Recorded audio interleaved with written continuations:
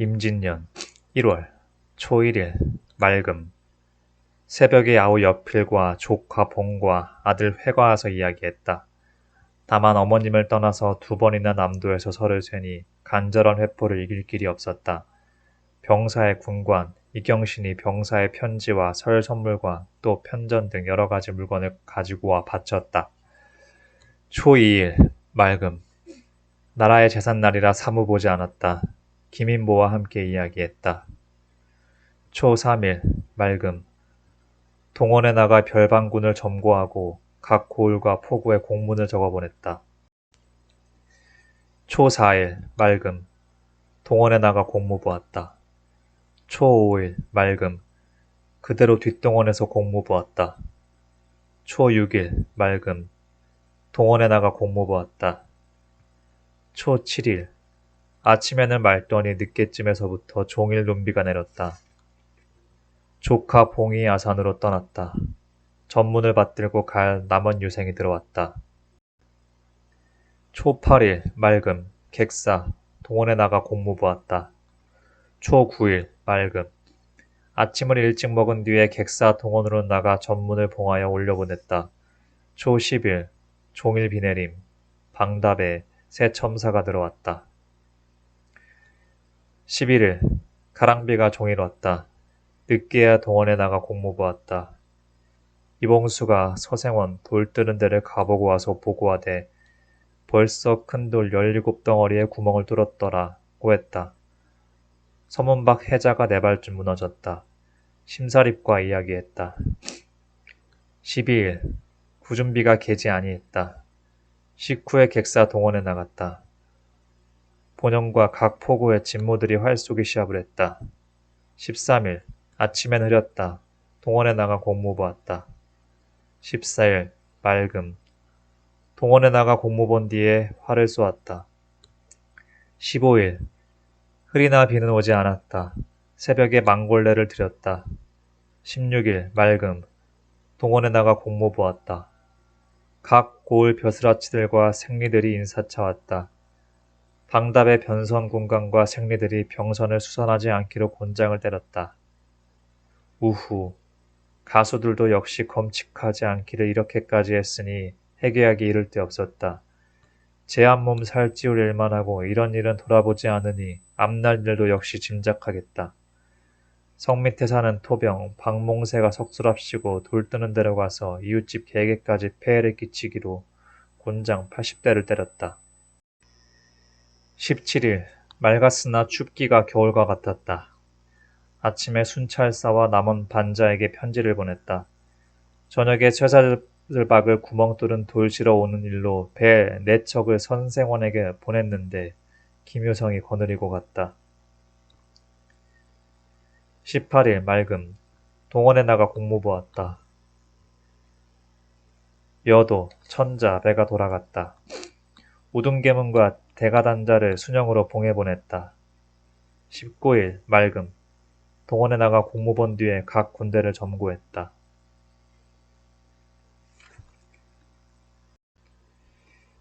20일 맑으나 바람이 세게 불었다. 동원에 좌기하여 공무 보았다. 21일 맑음. 동원에 나가 공무 보았다. 간목간이 와서 잤다. 22일 맑음. 아침에 광양 현감 어영담이 보러 왔다. 23일 맑음. 둘째 형님 요신의 제삿날이라 공무 보지 아니했다. 사복시에서 받아와 기르던 말을 올려보냈다.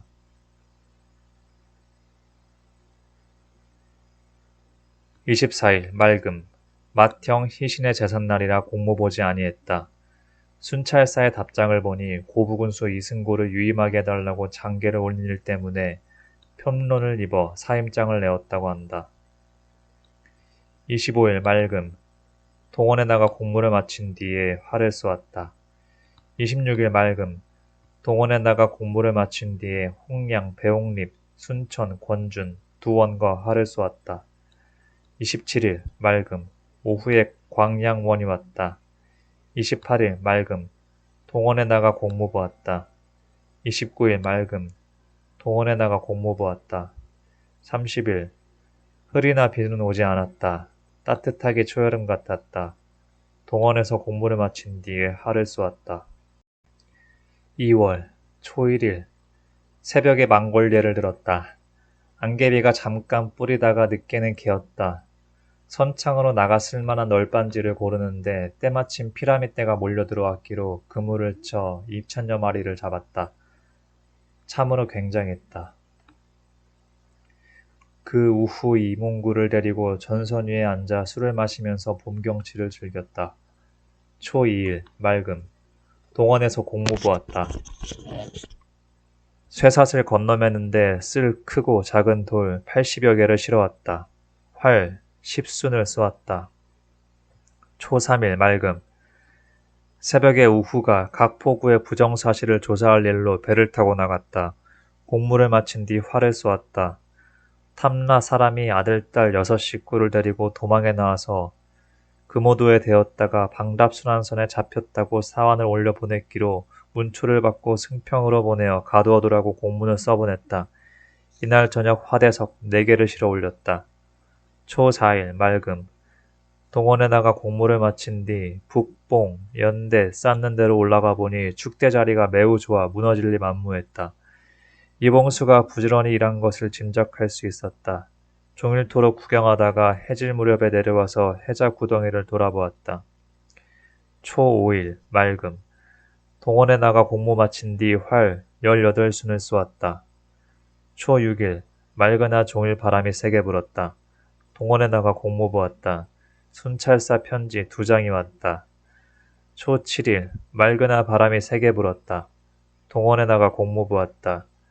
발포, 만호가 부임하였다는 공문이 왔다. 초 8일 맑으나 또 바람이 세게 불었다. 동원에 나가 공무 보았다. 이날 거북선에 쓸 돛배 29필을 받았다. 정오에 활을 쏘았다. 조일입과 변준서가 자웅을 겨루었는데 조가 이기지 못했다. 우후가 방답으로부터 돌아오더니 방답첨사가 방비에 정력하더라고 극찬하여 말했다. 동원들의 화대 돌기둥을 세웠다. 초 9일 맑음 새벽에 쇠사슬 꿰 긴 나무를 베어 오는 일로 이원룡에게 군사를 인솔시켜 두산도로 보냈다. 초 10일 안개비가 오면서 개었다 흐렸다 했다. 동원에 나가 공무 보았다. 김인문이 순찰사 영에서 돌아왔다. 순찰사의 편지를 보니 통사들이 뇌물을 많이 받고 중국에 무고하여 군사를 청하는 일이 있도록까지 했을 뿐 아니라 중국에서도 우리가 일본과 함께 딴 뜻이 있는가 의심까지 했으니 그 흉악스러움은 참으로 이를 길이 없었다. 통사들이 이미 잡혔다고는 하나 해괴하고 통분함을 이길 일이 없었다. 11일 맑음 식후에 배에 나가 새로 뽑은 군사들을 점거했다. 12일 맑고 바람도 잤다. 식후에 동원에 나가 공무 보고 해운대 동북쪽으로 옮겨 앉아 활을 쏘았다. 침렵지를 구경하는데 무척 조용했다. 군관들도 모두 일어나 춤을 추고 조일입은 시를 읊었다. 저녁에야 돌아왔다. 13일 맑음 전라우소사 이역기의 군관이 왔기로 살 때 큰 것, 중간 것 100개와 쇠 50근을 보냈다. 14일 맑음 아산 어머님 문안차로 나장 2명을 내어 보냈다. 15일 비바람이 몹시 불었다. 동원에 나가 공무 보았다. 석수들이 새로 쌓은 해자 구덩이가 너무 많이 무너졌으므로 벌을 주고 다시 쌓게 했다. 16일 맑음 동원에 나가 공무 본 뒤에 활 6순을 쏘고 신구번 군사들을 점거했다. 17일 맑음 나라 제삿날이라 공무 보지 아니했다. 18일 날이 흐렸다. 19일 맑음 순시를 떠나 백야곳 감목간 있는 곳에 이르니 승평부사 권준이 그 아래우를 데리고 와서 기다리고 있었다.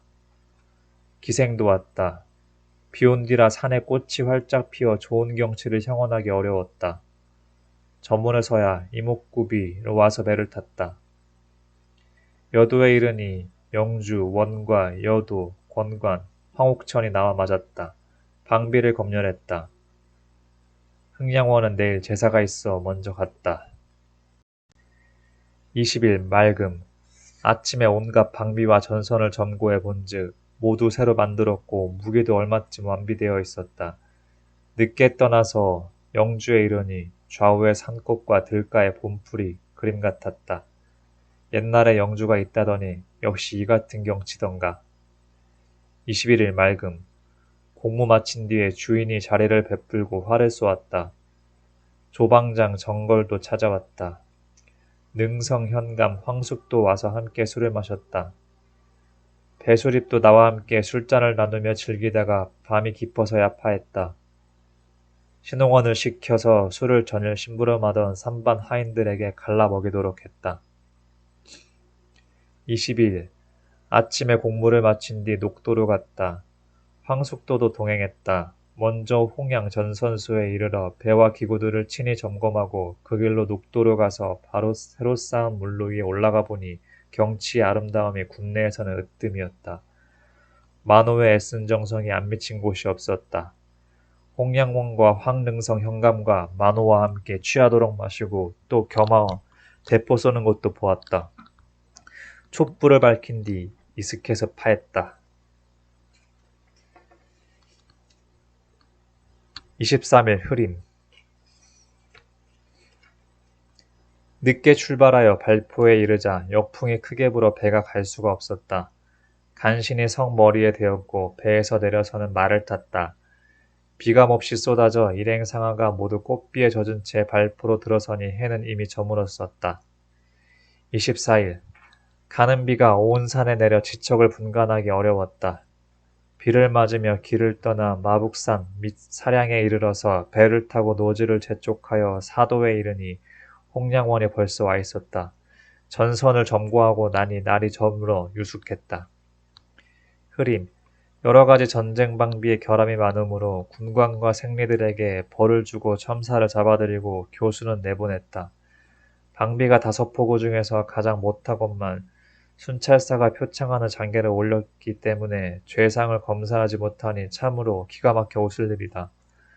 역풍이 크게 불어 배가 떠날 수 없으므로 유숙했다. 26일 이른 아침에 출발하여 게이도에 이르니 여도배와 방답의 마중배가 나와 기다렸다. 날이 저물어서야 방답에 이르러 공사례를 마친 뒤에 무기를 점거하였다. 긴 편전은 하나도 쓸만한 것이 없어 참으로 딱했으나 전선은 조금 완전하니 반가웠다. 27일 흐림. 아침 정보를 마친 뒤에 북봉으로 올라가서 지형을 살펴보니 따로 떨어져 외롭고 위태한 섬이라 사방으로 적을 받게 되었고 성과 못 역시 지극히 엉성하여 참으로 걱정스러웠다. 첨사가 애는 썼으나 미처 시사를 못했으니 어찌하랴. 늦음하게 배를 타고 경도에 이르니 옆필과 조일입과 군관과 후들이 술을 싣고 마중을 나와 함께 즐기다가 해진 뒤에야 본청으로 돌아왔다. 28일 흐리되 비는 오지 아니했다. 동원에 나가 공무를 마친 뒤에 활을 쏘았다. 29일 맑으나 바람이 세게 불었다. 동원에 나가 공무 보았다. 순찰사에 공문이 왔는데 중의장을 순천원으로 갈았다 하니 한심한 일이다. 3월 초1일 망골례를 들었다. 식후에 별방군과 정규병을 점거하고 합원군을 점거하여 놓아보냈다. 공무를 마친 뒤에 활 10순을 쏘았다. 초2일 흐리고 바람이 불었다. 나라 제삿날이라 공무 보지 아니했다. 승군 100명이 돌을 주었다. 초3일 비. 저녁 내 비가 왔다. 오늘은 명절이었만 비가 이렇게 와서 답청도 할 수도 없었다. 조일이 우후 군관들과 함께 이야기하며 동원에서 술을 나눴다. 초4일 맑음. 아침에 조일입을 전송하고 객사 대청에 나가 공무를 마친 뒤 서문 밖 해자구덩이와 성벽 더 올려 쌓는 데를 순시했다. 승군들 돌 줍는 것이 성실하지 못하므로 우두머리를 잡아다 매를 때렸다. 아산으로 문안 갔던 나장이 돌아왔다. 어머님이 편안하시다는 소식을 들으니 다행이다. 초5일 맑음. 동원에 나가 공무 보았다. 군관들은 활을 쏘았다. 저물녘에 서울 갔던 진무가 돌아왔다. 좌의정 유성룡의 편지와 증손 전수 방략이란 책을 보내왔다. 그것을 본즉 해전, 육전과 불로 공격하는 전술 등에 관한 것을 낱낱이 말했는데 참으로 만고의 특이한 저술이었다. 초 6일 맑음 아침 먹은 뒤에 나가 앉아 무기를 검열해보니 활, 갑옷, 투구, 전통, 환도 등도 깨어지고 헐어서 형편없이 된 것이 많이 있으므로 생리와 궁장, 감고들을 처벌했다. 초 7일 맑음 동원에 나가 공무 보고 활을 쏘았다. 초 8일 비 종일 비가 왔다. 초 9일 비 종일 비가 왔다. 동원에 나가 공무 보았다. 초 10일 맑으나 바람이 불었다. 동원에 나가 공무를 마친 뒤에 활을 쏘았다. 11일 맑음 12일 맑음 식후에 베이로 나가서 경강선을 점거했다. 배를 타고 소프로 나가다가 때마침 동풍이 불고 또 격군도 없어 도로 돌아와 곧장 동원으로 와서 공무 보고 활 10순을 쏘았다. 13일 아침에는 날이 흐렸다. 순찰사에게서 편지가 왔다. 14일 종일 큰 비가 왔다. 이른 아침에 순찰사 이광을 만날 일로 순천으로 갔다. 비가 몹시 쏟아져 길 앞을 분간할 수 없었다. 간신히 선생원에 이르러 말을 버리고 해농창평에 이르니 길이 물이 석자나 괴어 겨우 고을에 닿았다. 저녁에 순찰사와 만나 막혔던 정회를 이야기했다. 15일 흐린 채 가랑비가 오더니 저녁에나 개었다. 다락 위에 앉아 군관들을 시켜 편을 갈라 활을 쏘게 했다. 16일 맑음 순천 원이 환선정에 이르러 술자리를 베풀었다. 또 겸하여 활도 쏘았다. 17일 맑음 새벽에 순찰사에서 작별을 하고 선생원에 이르러 말을 먹인 뒤 본영으로 돌아왔다. 18일 맑음 동원에 나가 공무 보았다. 19일 맑음 동원에 나가 공무 보았다. 20일 비가 크게 쏟아졌다. 늦게에 동원에 나가 공무 보고 각 관방 회계를 밝혔다. 순천 광내를 수색 검토하는 일이 제 기한에 미치지 못했기로 대장과 생리와 도운도 등을 죄주었다. 사도첨사 김한에게도 약속하는 공문을 보내었는데 혼자서 검색했다고 하며 또 반나절 동안에 내외나로도와 대소평두를 다 조사하고 그날로 돌아왔다고 하니 너무도 엉뚱한 거짓말이다. 그 사실을 조사하는 일로 흥량과 사도에 공문을 보냈다. 몸이 몹시 불편하여 일찍 들어왔다. 21일 맑음 몸이 불편하여 아침에 누워 앓다가 늦게야 동원에 나가 공무 보았다.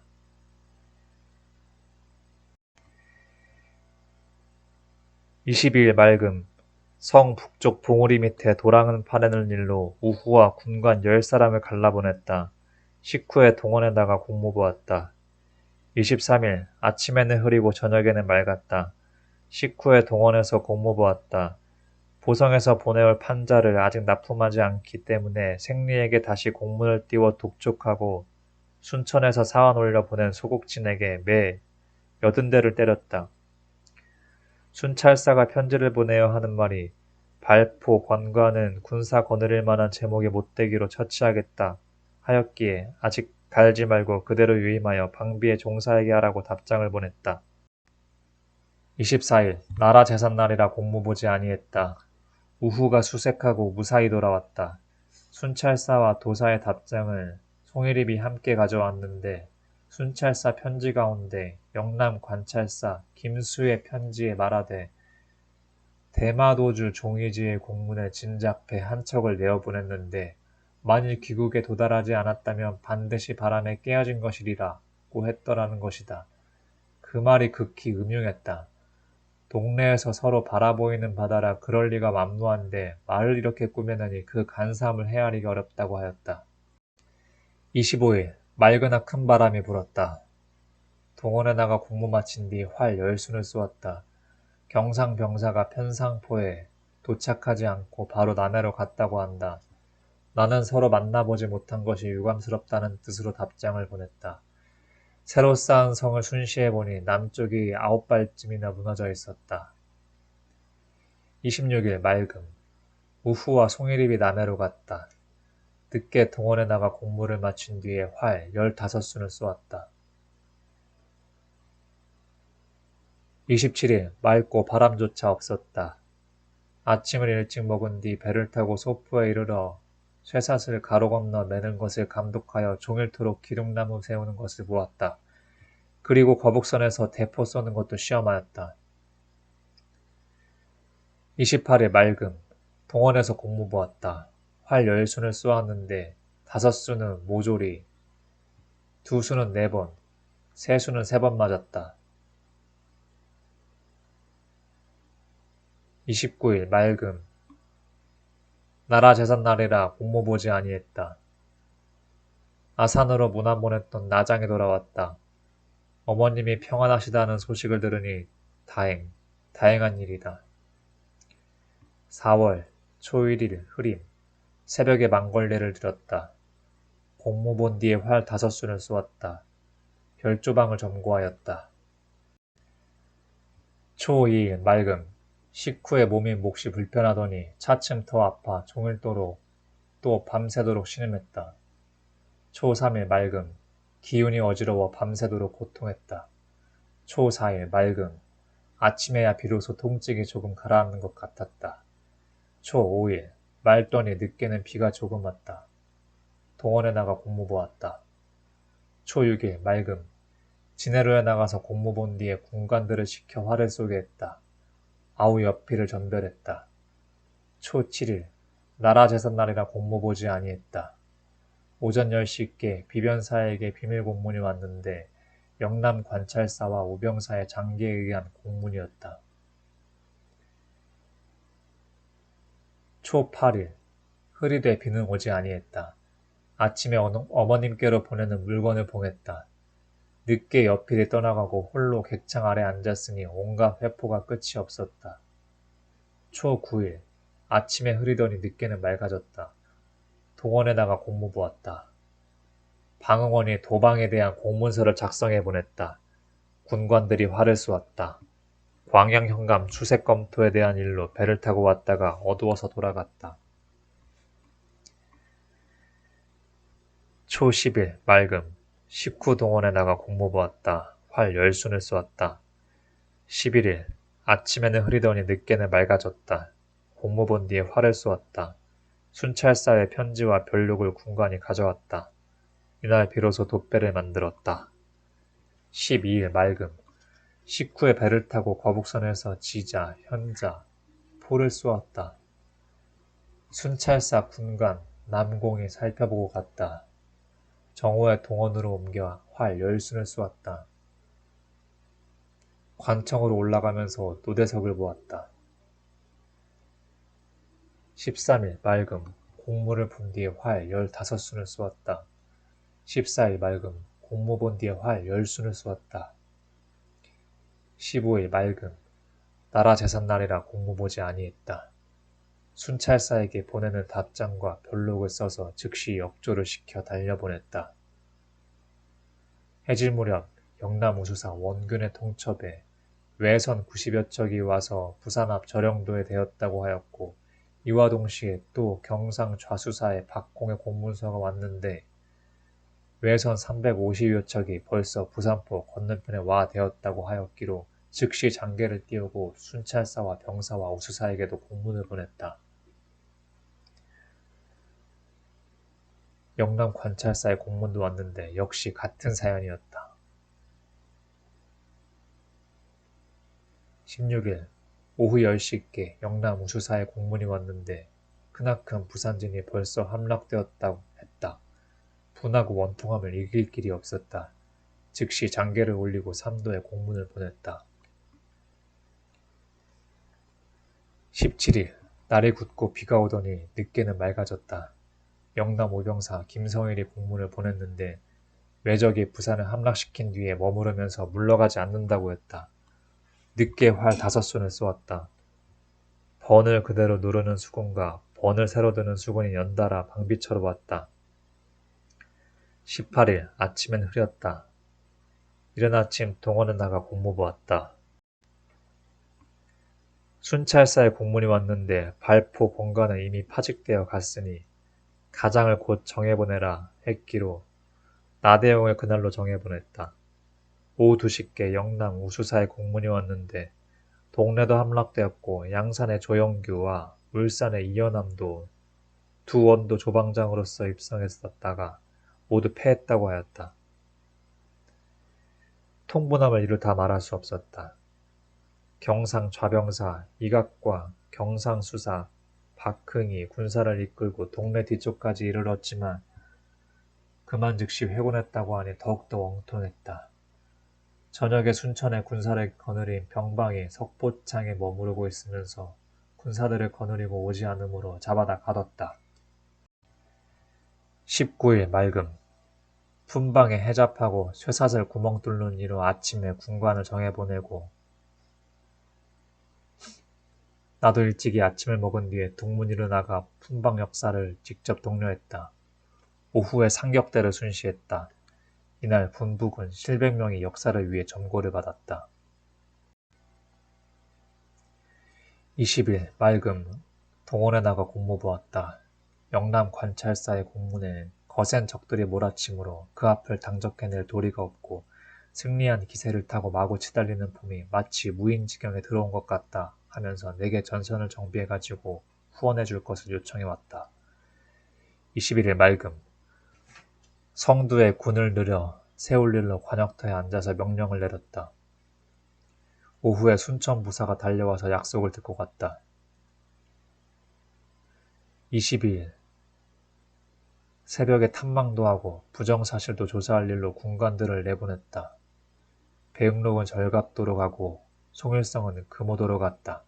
그리고 이경복, 송한련, 김인문들도 두산도 적대목을 실어내려는 일로 각각 군인 50명씩을 데리고 가게 하고 남은 군인들은 품방에 역사시켰다.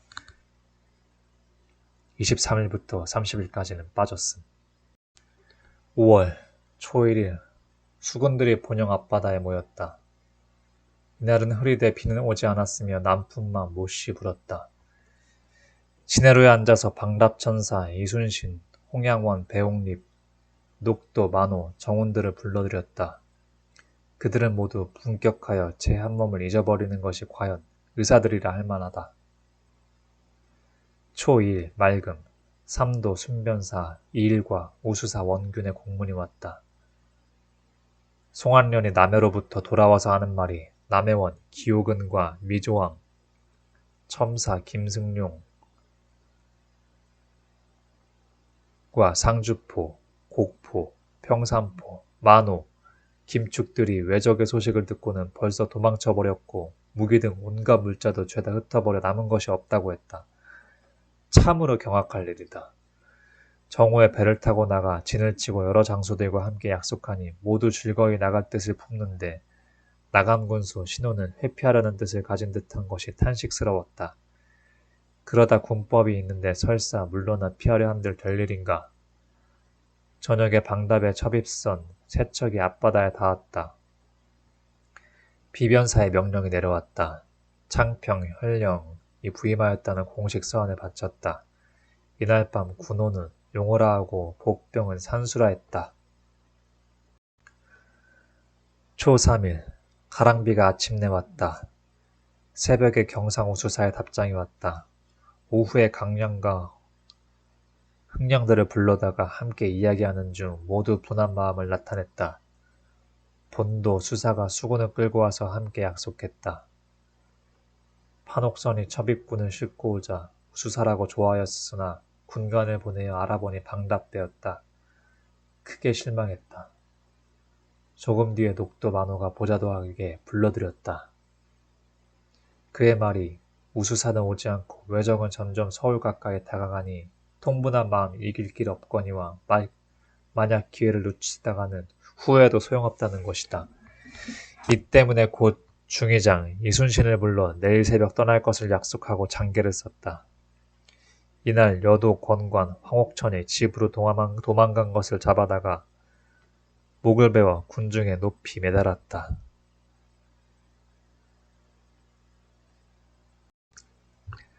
초 4일 맑음 동일트자 출발하여 바로 미조항 앞바다에 이르러 다시 약속했다. 우척후, 우부장, 중부장, 후부장들은 오른편으로부터 게이도에 들어가 수색하여 토벌하게 하고 다른 대장선들은 평산포, 곡포, 상주포를 지나서 미조항에 대기로 했다. 초 5일부터 28일까지는 빠졌음. 29일 맑음. 우수사 이혁기가 오지 않아 혼자 여러 장소를 거느리고 새벽에 떠나 곧장 노량에 이르러 미리 만날 약속한 곳에서 경상 우수사와 만났다. 외적이 있는 곳을 물으니 적은 지금 사천 선창에 있다고 하였다. 그래서 바로 거기 가보니 외인들은 벌써 상륙해서 산 위에 진을 치고 배는 그 산 밑에 벌려놓았는데 항전하는 태세가 아주 튼튼했다. 나는 모든 장소들을 독전하며 일제히 달려들어 화살을 빗받치듯 퍼붓고 각종 총통을 파란 모래같이 쏘아보내니 적들은 두려워 물러나는데 화살에 맞은 자가 몇백 명이지 알 수 없고 외적의 머리도 많이 베었다. 군관 나대용이 탄환에 맞았으면 나도 왼편 어깨 위에 탄환을 맞아 등으로 뚫고 나갔으나 중상에는 이르지 않았다. 사부와 격군 중 탄난 맞은 사람들이 또한 많았다. 적선 13척을 불태우고 물러나왔다.